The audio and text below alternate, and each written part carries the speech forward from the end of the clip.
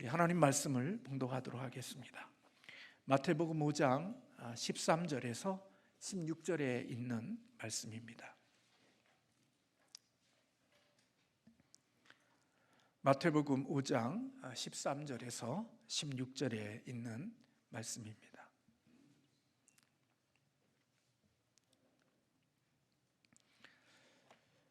너희는 세상의 소금이니 소금이 만일 그 맛을 잃으면 무엇으로 짜게 하리요? 후에는 아무 쓸데없어 다만 밖에 버려져 사람에게 밟힐 뿐이니라. 너희는 세상의 빛이라. 산 위에 있는 동네가 숨겨지지 못할 것이요, 사람이 등불을 켜서 말 아래에 두지 아니하고 등경 위에 두나니 이러므로 집안 모든 사람에게 비치느니라. 이같이 너희 빛이 사람 앞에 비치게 하여 그들로 너희 착한 행실을 보고 하늘에 계신 너희 아버지께 영광을 돌리게 하라. 아멘. 이 세상에 살면서 참 멋진 사람으로 세상을 살고 싶은 마음들이 우리 모두에게 있다고 생각이 됩니다. 멋진 남자가 되고 싶고, 또 멋진 남편이 되고 싶고, 멋진 부모가 되고 싶은 그런 마음들이 우리에게 다 있는데, 영적으로 멋진 그리스도인이 되고 싶은 마음 또한 역시 우리 모든 사람들에게는 있다고 생각이 됩니다. 창세기의 말씀에 보면 하나님께서 이 세상을 창조하시고 창조된 이후에 나오는 말씀들이 있습니다. 하나님이 보시기에 좋았더라, 그렇게 말씀되어지고 있습니다.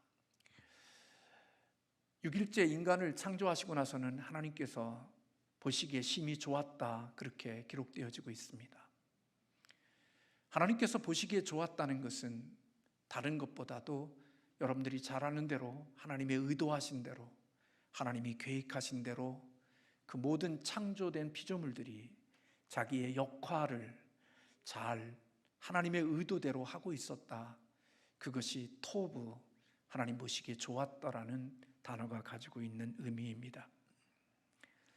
하나님께서 보시기에 좋았던 그 모습, 저는 인간의 편에서 볼 때 표현할 수 있는 단어가 있다면 아름다움, 또 멋진, 그런 단어로 표현할 수 있을 것입니다. 왜냐하면 멋지다는 것은 나름대로의 품격이 있고 거기에 걸맞는 모습을 갖고 있기에 하나님의 의도하신 대로 살아가는 모습들은 멋지고 아름답다고 생각이 되어집니다. 부모로서의 부모의 역할, 그리고 자녀로서의 자녀의 역할, 목사로서 목사의 역할, 성도로서 성도의 역할, 하나님이 세우시고 원하셨던 그 의도대로 주어진 역할을 감당하고 있을 때 하나님은 그 모습을 보시기에 참 좋았고, 그리고 우리들이 보기에는 멋지다, 그렇게 표현할 수 있을 것입니다. 그런데 우리가 살아가고 있는 이 세상의 모습을 주변을 둘러보면 하나님이 그렇게 만드신 보시기에 좋았고 아름다웠던 그 모습들이 많이 망가진 모습들을 보게 되어집니다. 멋지고 품격 있는 모습보다는 오히려 추하고 볼품없고 또 우리의 마음에 탄식이 나오는 그런 일들이 우리 주변에 가득 채워져 있습니다. 한마디로 말하면 정말 조명과 세상의 과학으로 인하여 이 땅은 캄캄한 밤에도 빛을 뿜어내지만은 영적으로 보면 이 세상은 정말 캄캄한 어둠 속에 묶여 있는 것처럼 느껴질 때들이 있습니다. 무엇이 이 하나님이 보시기에 좋았던 이 세상을 이렇게 캄캄하고 어둡고 추함으로 만들었을까? 그것은 여러분들이 묻지 않아도 스스로 답할 수 있는 게 바로 죄 때문인 거지요. 그런데 이 죄는 제가 여러분들에게 늘 말씀드리지만 윤리와 도덕적인 죄도 있지만 그 죄의 뿌리는 자기 사랑이고 지독한 자기 이기심이 죄의 뿌리라고 말씀을 드렸습니다. 지독한 자기 사랑으로 살아가는 사람들이 가득 찬 곳이기에 그 자기 사랑으로 가득 찬 사람들이 만들어나는 이 세상은 자기를 사랑하고 자기 행복을 위해서 그렇게 몸부림치는데도 오히려 세상은 몸부림치는 것만큼 더 어둡고 캄캄하고 취해져가는 너무나도 모순된 모습들을 보게 되어집니다. 그것은 바로 아담과 하와가 지은 죄의 열매가 무엇인지를 우리에게 보여주고 있는 겁니다. 하나님이 인간의 피조물이 되어 이 땅을 살아가는 인간이 아닌 자기가 하나님 되고 자기가 왕이 되어 자기 마음대로, 자기 뜻대로, 자기 생각대로 자기를 위하여 살아가게 되어지는 그 죄의 원인이 바로 우리들에게 있기 때문에 결국은 행복할 것 같은데, 더 멋진 에덴 동산에서 살 것 같은데, 자기 사랑이 가득한 그곳은 오히려 더 어둠과 아픔들이 많은 곳으로 바뀌어져 버리고 말았다는 것입니다. 디모데후서 3장에 보면 말세에 고통하는 때가 될 것이라고 오늘 하나님께서는 바울을 통하여 말씀해 주셨습니다. 왜 말세가 되어지면 고통하는 때가 되어질까?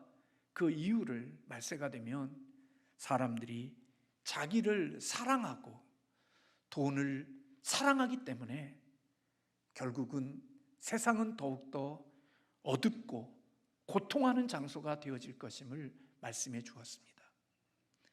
다시 말하면 말세가 되어질수록 사람들은 자기 사랑이 더 커지고 돈을 사랑함이 더 커진다는 겁니다. 그런데 자기를 사랑하는 크기만큼, 돈을 사랑하는 크기만큼 이 땅은 고통으로 열매가 되어지게 되고 어둠으로 이 땅이 채워지게 되어진다라고 하나님은 말씀하고 계시는 것입니다. 하나님은 이런 고통의 삶을 사는 이 땅을 회복시키시고, 하나님은 이 고통과 어둠의 땅을 치유하시기 위하여 예수 그리스도를 보내어 주셨습니다. 그리고 예수 그리스도를 보내주신 그 예수 그리스도를 믿는 그 믿음을 가진 생명, 그리고 믿음으로 인하여 그리스도와 연합되어진 생명을 가진 자들은 옛사람인 자기 사랑과 그리고 자기가 하나님 되고 왕이 되어 자기 뜻대로 살고자 하는 자기가 죽고, 이제는 그리스도와 연합하여 예수 그리스도의 생명이 그에게 부어져서 예수님의 생명으로 살아가는 자가 되게 하신 것입니다. 그래서 그리스도인이 되어졌다는 것, 중생되어졌다는 것, 거듭났다는 것은 교회를 다닌다는 의미가 아니라 나의 옛사람이 죽고 내가 왕이 되고 나 스스로가 최고의 내 뜻이 모든 것의 주인이 되어진 내가 죽고 이제는 예수님의 생명으로 이 땅을 살아가는 자가 된 그 사람, 그를 가리켜 그리스도인이다, 중생되어졌다, 거듭났다, 하나님의 자녀다, 그렇게 부른다는 것입니다. 그래서 고린도후서 5장 17절의 말씀에 보면 누구든지 그리스도 안에 있으면 새로운 피조물이라 그렇게 말씀하고 있습니다. 새로운 피조물이 되어졌다는 의미는 나를 지독히 사랑하고 나밖에 모르는, 내가 주인 되고 내가 왕이 되어 살아가는, 내가 하나님 되어 살아가는 내 옛사람이 죽고 이제는 예수님의 생명이 내 안에서 살아 역사하는 그러한 생명으로 우리가 새롭게 지어졌다는 말입니다.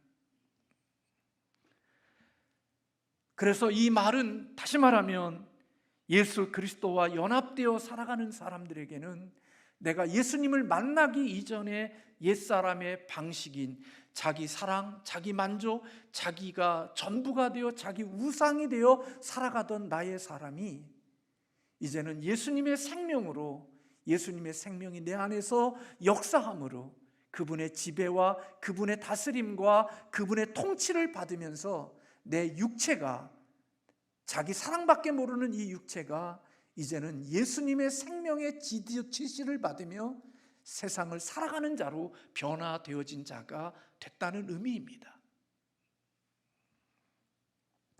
그렇기 때문에 예수 생명을 가진 사람들은 살아가는 삶의 방식과 패턴이 달라진 사람이라고 말씀드릴 수가 있는 것입니다.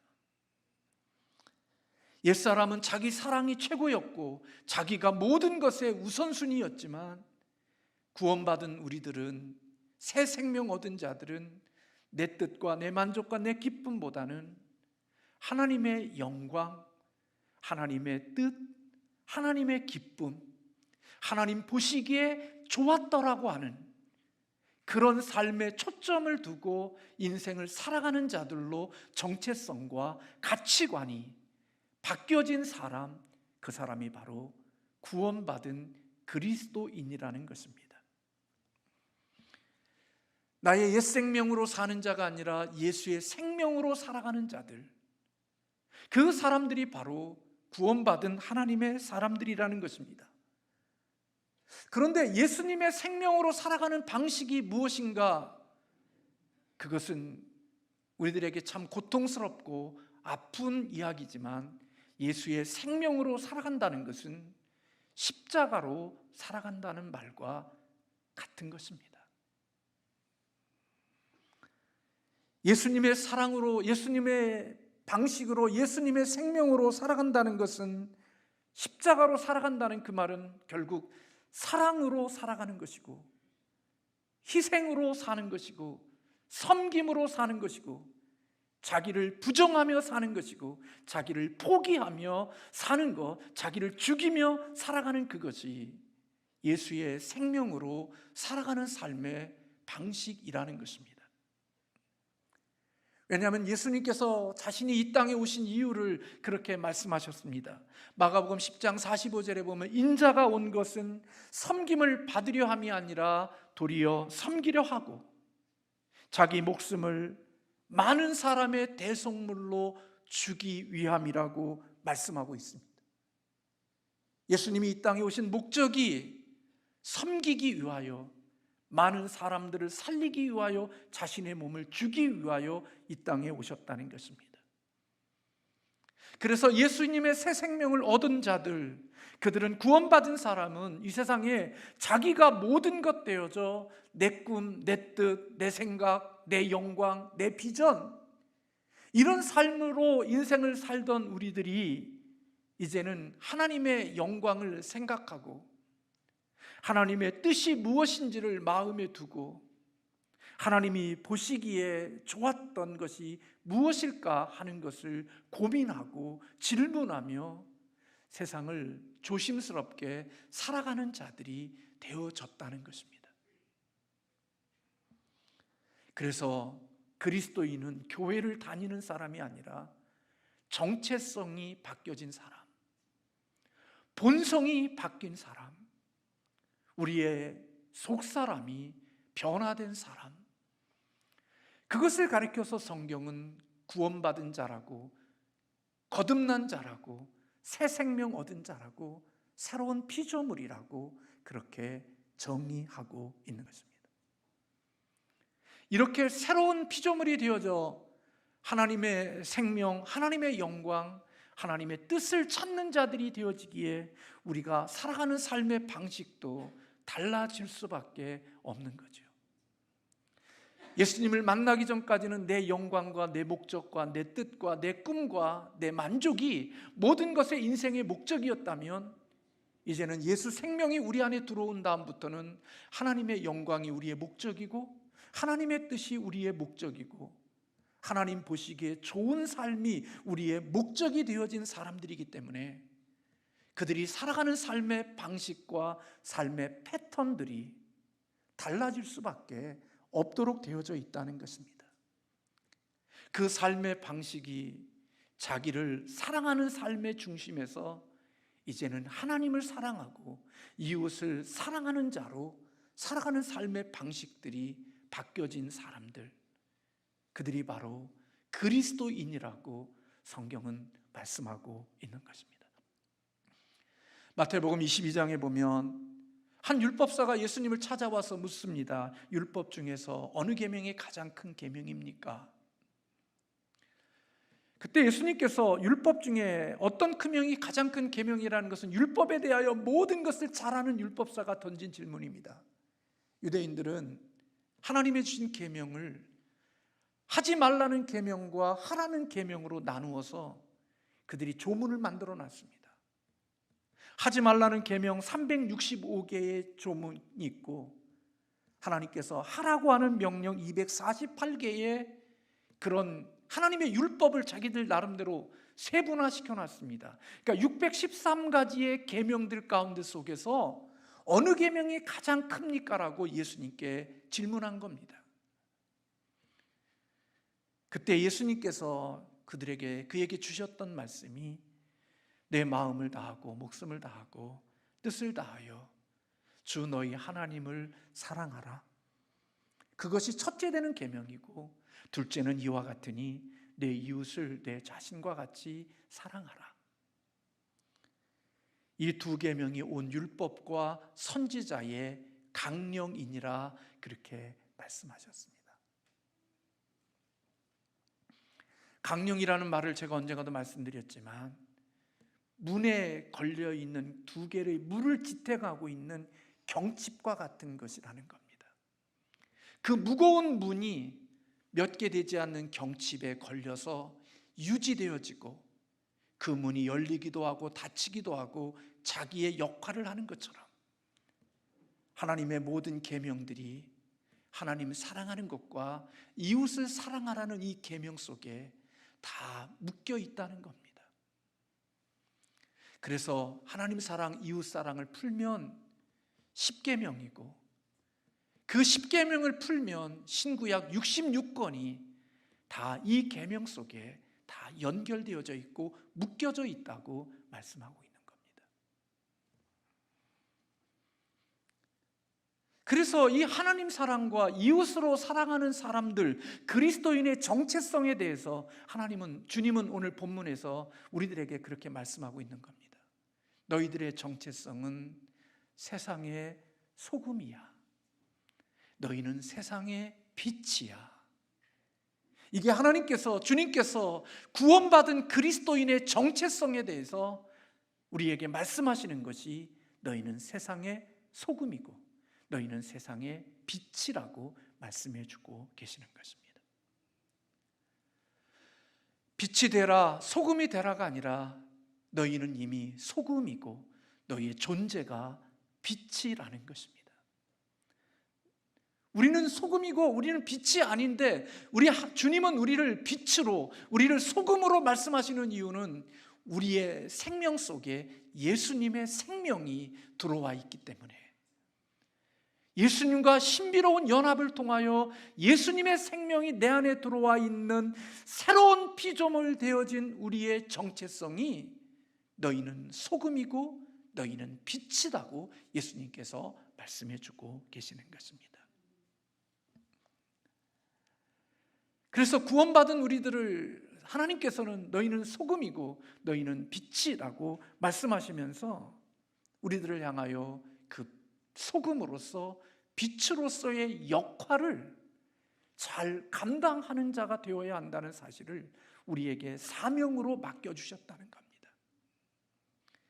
다시 말하면 아담과 하와가 창조되어질 때 하나님이 보시기에 좋았던 그 모습대로 우리가 다시 그렇게 살아갈 수 있도록 예수 그리스도의 생명을 우리에게 주셔서 새로운 피조물이 되게 하셨고, 그 새로운 피조물 되어진 우리들이 하나님의 그 원래 창조하셨던 그 아름다운 모습으로 살아가는 생명이 하나님 사랑하고 이웃 사랑하는 그 생명이고, 그 생명은 빛으로 소금으로 살아가는 것이라고 구체적으로 우리에게 말씀해 주신 것입니다. 여러분, 소금의 역할은 무엇인지 우리는 너무나 잘 압니다. 소금은 썩지 않게, 부패하지 않게 하는 역할을 하지요. 지금처럼 냉장고가 있지 않을 때에는 고기를 잡으면 그 고기들이 쉽게 상하니까 거기다가 소금을 뿌려서 절여 놓습니다. 그러면 부패하는 것을 좀 막지요. 그리고 소금은 맛을 내는 역할도 하지요. 설렁탕 별로 맛없지만 그 속에 소금 한 모금 뿌려지면 맛이 살아나는 것처럼 소금은 그런 역할을 하도록 되어져 있죠. 빛은 어둠 속에 들어가서 어둠을 몰아내고 거기에 빛이 되게 하는 일들을 하게 하시죠. 근데 하나님이 우리를 그런 존재로 이 땅에 있게 하셨다는 거예요. 그리고 그 역할을 할 때 하나님은 보시기에 좋은 모습이고 우리 인간이 보기에는 멋진 모습이라는 거예요. 근데 여러분, 참 소금과 빛이라는 이 말씀은 우리에게 좀 감동이 되고 우리의 삶을 정말 뜻깊게 하는데, 정말 이것이 우리에게 어려운 이유가 있습니다.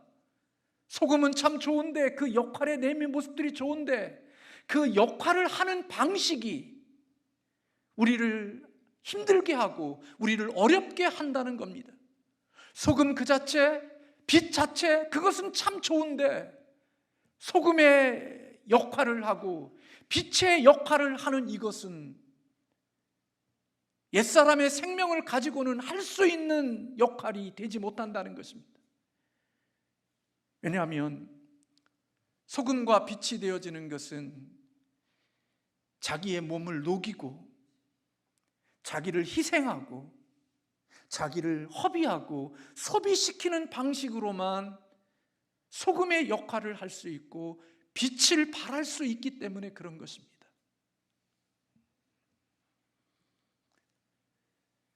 저는 어렸을 때 언젠가도 말씀드렸습니다만, 시골에서 초등학교 학교 갔다 오면 먹을 물이 없으니까 우물에서 물을 떠서 거기다가 그냥 먹으면 맹숭맹숭하니까 그 이만한 양지기 곳에다가 신화당을 갖다가 집어넣고 손으로 막 저어가지고 그 대접에다가 신화당에 섞인 물을 먹으면 얼마나 단지.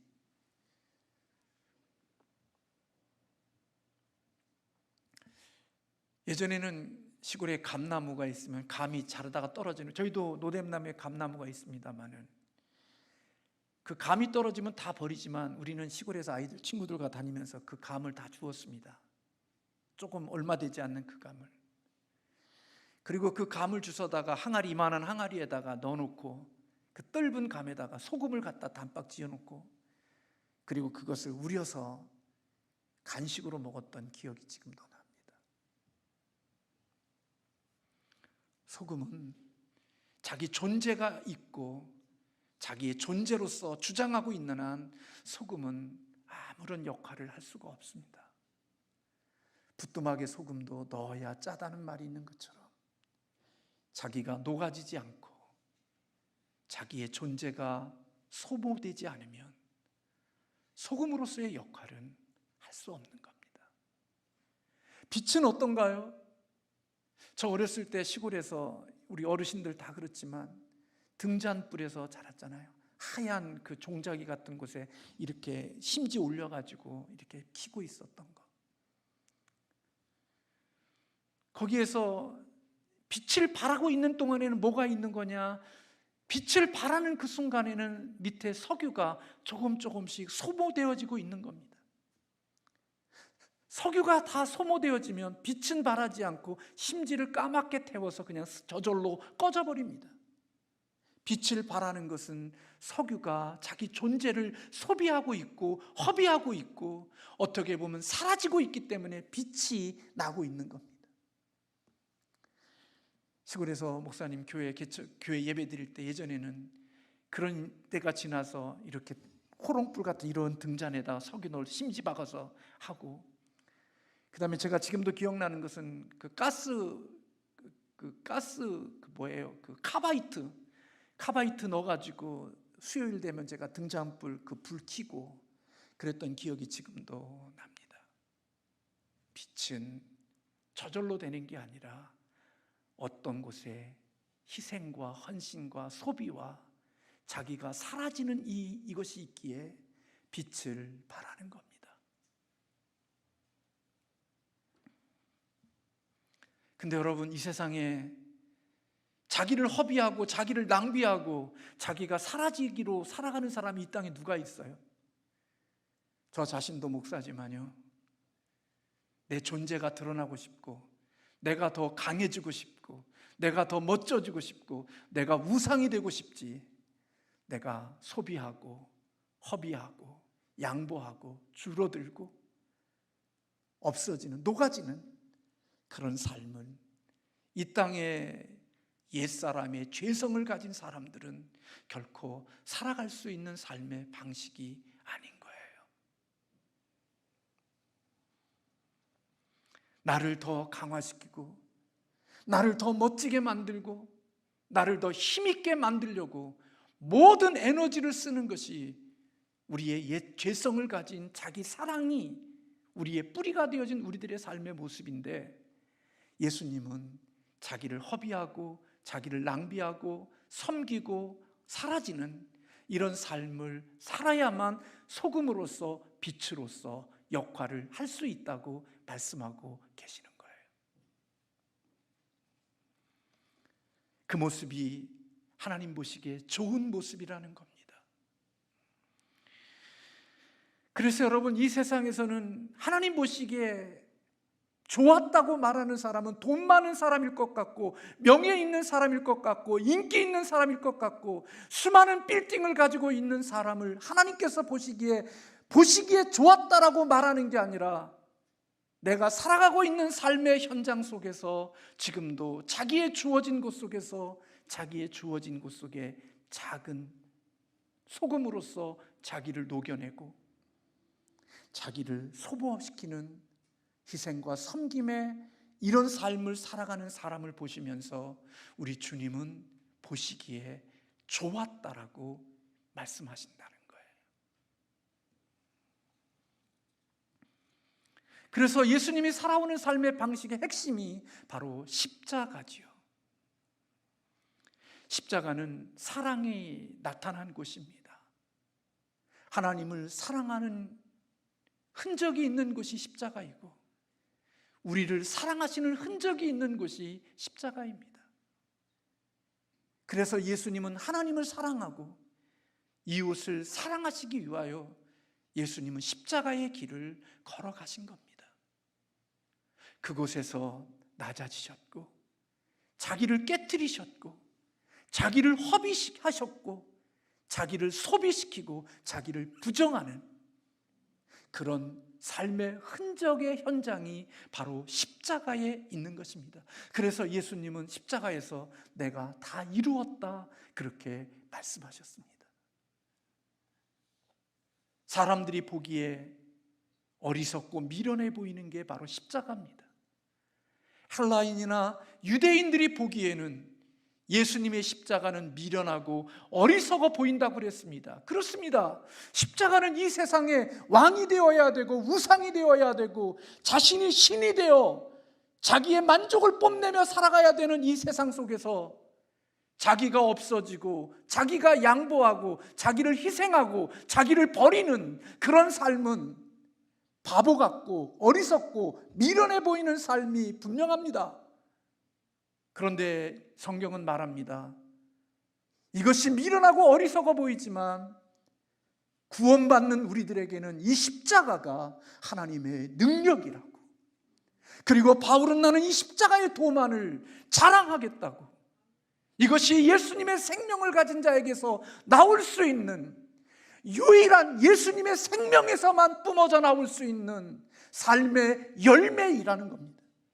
예수님의 생명이 아닌 곳 속에서는 결코 하나님 사랑하거나 이웃을 사랑하는 열매는 절대로 나오지 않습니다. 부부지간에도 아내를 사랑하지만 그 아내를 사랑함으로 아내가 내게 주어질 수 있는 유익이 있기 때문에 그 유익이 오는 동안만 아내를 사랑하지, 그 유익이 오지 않게 되어지면 더 이상 사랑을 멈춰버리고 끝내버리는 게 우리 인간의 사랑인 것입니다. 그런데 하나님의 사랑은 그에게 내게 주어질 유익이 없어도 오직 그를 위하여서 허비하고 낭비할 수 있는 이 사랑은 오직 예수님의 생명에서만 나올 수 있는 생명이라는 겁니다. 열매라는 겁니다.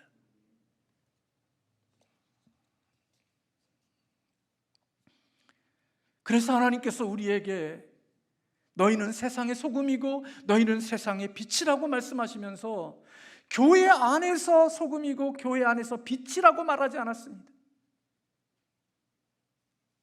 내가 살아가는 가정이라는 공동체 속에서 내가 소금이고 빛이고, 내가 살아가고 있는 사회 공동체 속에서 내가 소금이고 빛이고, 내가 친목으로 만나는 동호회 속에서 내가 소금이고 빛이고, 내가 섬기는 교회에서 빛이고 소금으로서 우리가 존재한다고 말씀하신 겁니다. 그래서 여러분, 저나 여러분이나 참 하나님의 도움을 필요로 하는 게 그런 거예요. 세상은 어둠이거든요. 세상은 썩었거든요. 근데 우리의 마음속에 네가 나에게 비치면 나도 너의 빛이 되어줄게. 네가 나에게 희생하면 나도 너를 희생할게. 그게 세상의 공식이거든요.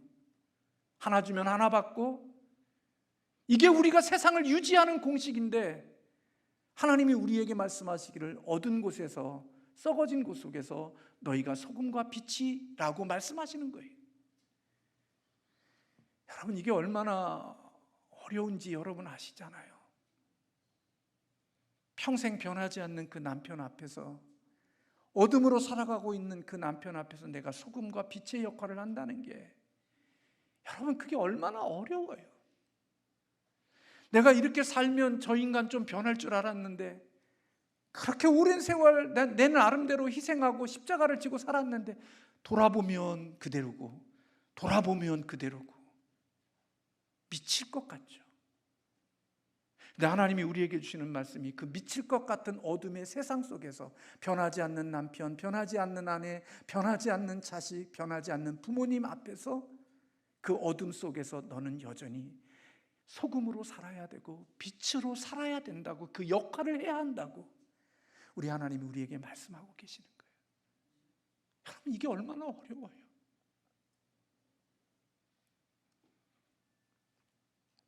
그래서 오늘 16절에 그렇게 말씀해요. 이같이 너희 빛이 사람 앞에 비치게 하여 그들로 너희의 착한 행실을 보고. 근데 여러분, 이 세상의 착한 행실은 언제 착한 행실이 드러납니까? 착한 행실은 내가 십자가를 질 때만이 착한 행실로 나타나요. 나의 이익과 관계없이 일할 때, 그때 그게 착한 걸로 나타나지, 십자가가 없는 곳에는 착함이 없어요. 아, 그저 그렇구나, 그런 거지 뭐. 그러나 내가 그 사람의 선하고 착함을 느껴지는 것은 그가 나를 위하여 십자가를 져줬을 때, 그때 이 사람이 착하다고 하는 사실이 느껴지는 거지요.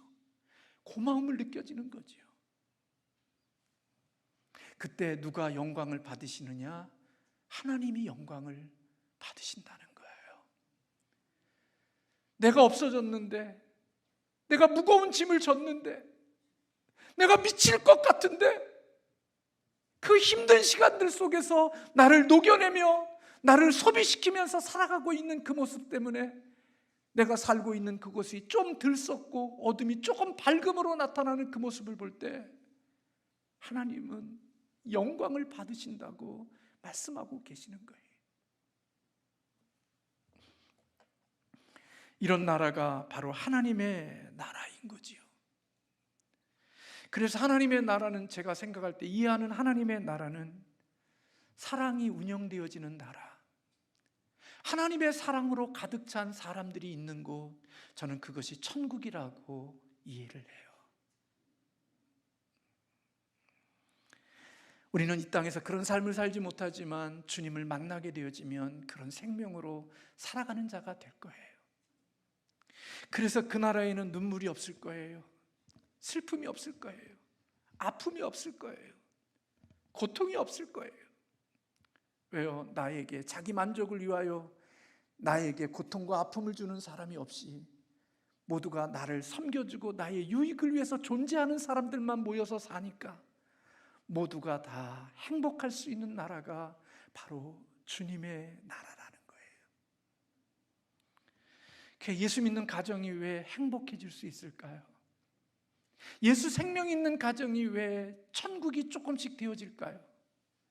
남편이나 아내나 자녀나 부모나 다 하나님의 십자가를 스스로 짊어지려는 마음을 가지고 사니까 그 공간이 천국이 되어지는 거예요.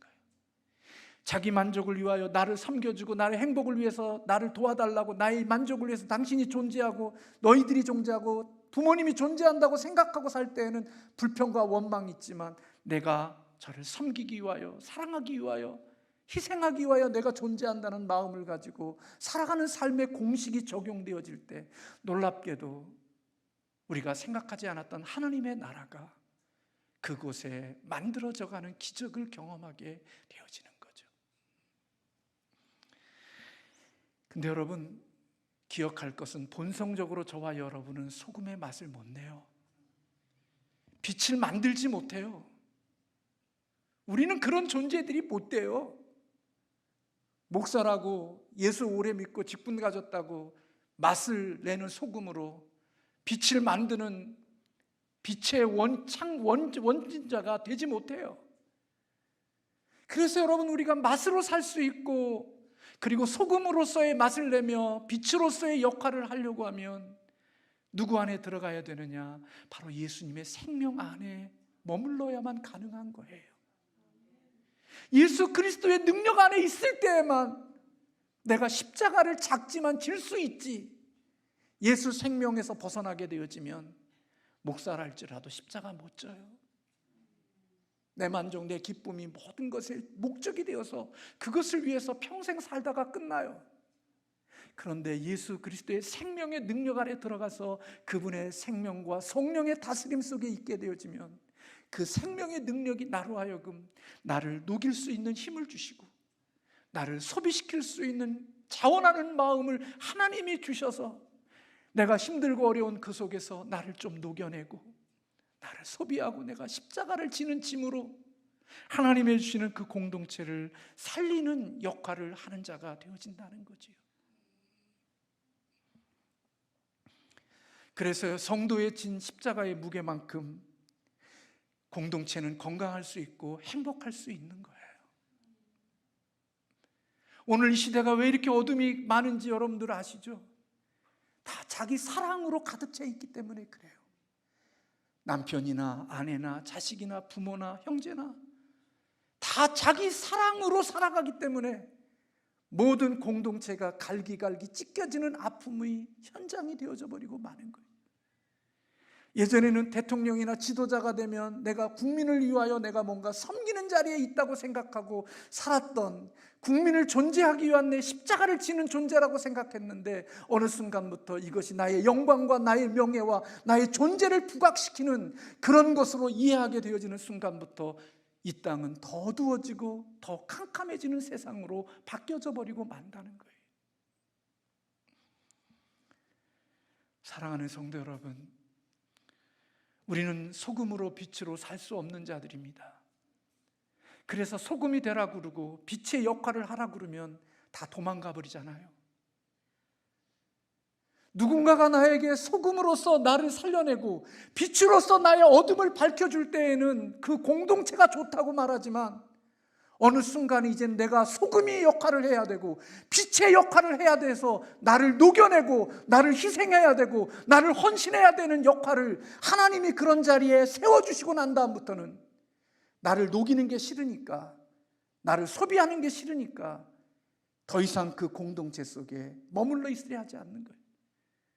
가정을 떠나고 내가 살아가고 있는 동호회를 떠나고 내가 섬기는 그런 모든 것들을 떠나서 나를 더 강화시켜 줄 수 있는 곳을 찾아서 다니는 유랑자가 되어지는 삶이 되어지는 이유는 그것이 하나님의 역할이 내게 십자가를 짊어지고 빛으로 소금으로 그 역할을 감당하라고 하는 하나님의 구원받은 생명의 정체성을 발견하지 못했기 때문에, 하나님이 나를 이 땅에 있게 하신 이유가 뭔지를 우리가 모르니까 여전히 예수 믿으면 복받고 잘되고 성공하고 나를 더욱더 강화시켜서 죽을 때까지 나를 행복을 추구하며 하나님의 뜻을 저버리고 사는 것이 인생의 행복인 줄로 알고 사는 것이기 때문에 그런 삶을 살지만, 소금과 빛의 역할이 나에게 주어졌다는 사실을 아는 사람은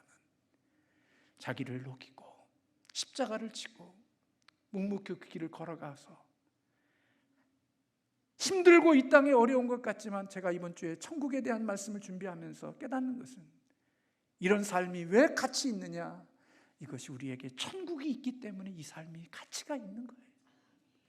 하나님이 우리를 위해서 예비하신 나라가 있기 때문에 그 나라를 위하여 이 땅에 그런 삶을 사는 것이 그 땅에서 하나님의 주시는 상급이 되어지고 하나님의 보상이 되어질 수 있는 것이기 때문에 그 생명을 가진 자들만이 오늘 이 땅에 작지만 소금의 역할을, 빛의 역할을 하며 살아가는 자가 되어진다는 거죠. 오늘 저와 여러분이 이런 멋진 그리스도인이 될 수 있도록 하나님의 은혜 안에 더 깊이 들어가고 주의 도움을 구하고 성령의 충만한 그리스도인이 되어 저와 여러분이 머무는 그곳이 어디든지 하나님의 맛을 내고 어둠을 물리칠 수 있는 축복된 하나님의 사람들이 되시기를 주님의 이름으로 축원합니다. 기도하겠습니다.